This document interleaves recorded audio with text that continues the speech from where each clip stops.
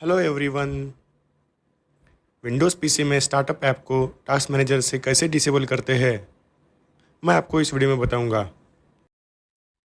नीचे task bar पर right click करके टास्क मैनेजर को ओपन कीजिए।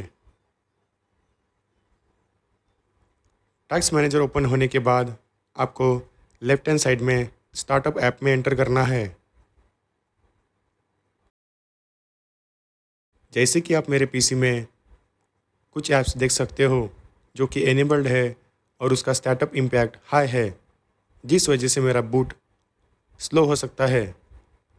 मैं उसको डिसेबल करने जा रहा हूँ।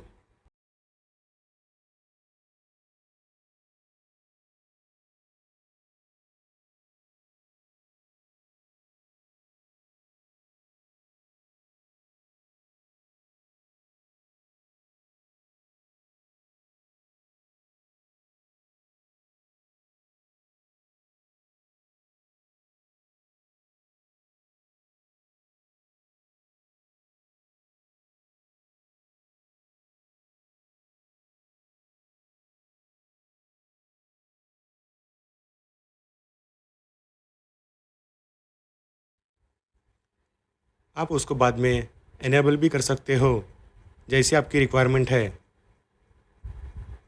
यह करने के बाद आपका पीसी फास्ट बूट हो सकता है।